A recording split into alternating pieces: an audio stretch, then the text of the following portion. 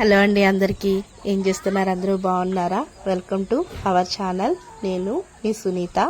ఎవరైనా నా ఛానల్ కనుక కొత్తగా చూస్తున్నట్టయితే ప్లీజ్ లైక్ చేయండి, అలాగే సబ్స్క్రైబ్ చేసుకోండి, షేర్ చేయండి, కామెంట్ చేయండి. మీరు చేసే చిన్న లైక్ వల్ల నా ఛానల్ మరింత ఎదురుకెళ్తుందండి. సో ఇప్పుడైతే తలకరు వర్షాలు అయితే వచ్చేసినాయి కదండి.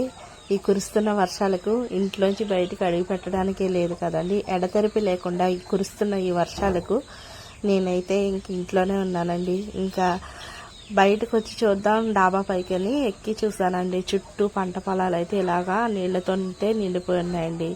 ఇంక సర్లే, కురుస్తున్న వర్షాలకి వేడివేడిగా ఏదో చేసి పెడదాం అని చెప్పి పకోడీలు వేద్దాంలే అన్నట్టుగా ఇంకా నేను కలుపుతున్నాను పిండండి.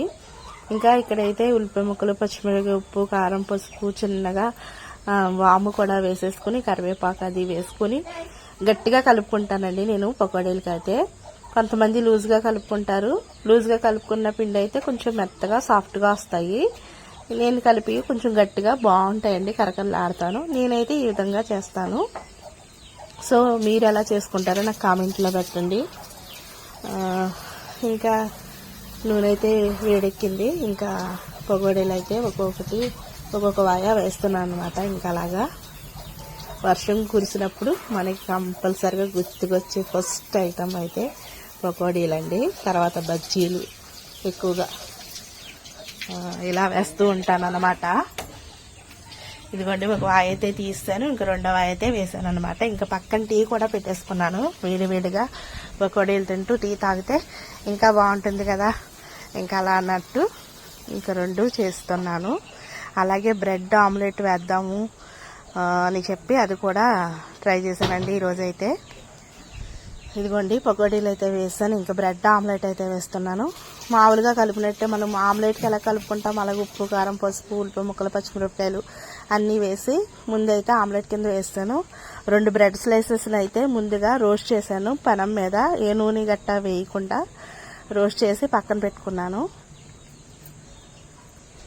ఈ ఆమ్లెట్ కాస్త ఉడికిన తర్వాత తిరిగేసి దాని మీద ఈ 2 స్లైసెస్ పెట్టి 2 వైపులా కాల్చేసానండి.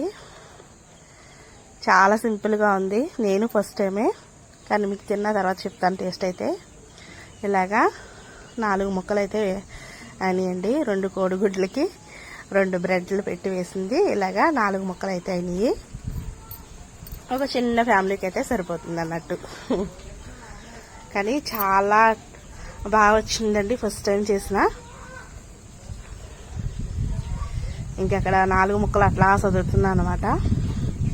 ఇంకా మీకు చెప్దాంలే అని చెప్పేసి అక్కడే నుంచి తింటున్నాను అనమాట. కానీ ఫస్ట్ టైం తింటున్నానండి. చాలా అంటే చాలా బాగుంది టేస్ట్ అయితే. తప్పనిసరిగా మీరు కూడా ట్రై చేయొచ్చు. కొత్త రకం వంటలాగా ఉంటుంది. పిల్లలకు సరదాగా ఇలాగ పెట్టచ్చు. చాలా అంటే చాలా బాగుంది. ఇలాగ ఎన్నైనా తినొచ్చు వేసుకుని. సో ఇదండి ఇవాళ నా వీడియో అయితే. మీ అందరికీ నచ్చిందా? నచ్చితే కనుక లైక్ చేయండి, అలాగే సబ్స్క్రైబ్ చేసుకోండి. మీరు ఇచ్చే చిన్న లైక్ వల్ల నా వీడియోస్ మరింత ఎదరికెళ్తాయండి. సో ఇదండి నా వీడియో. Thank you. Keep watching. Bye bye.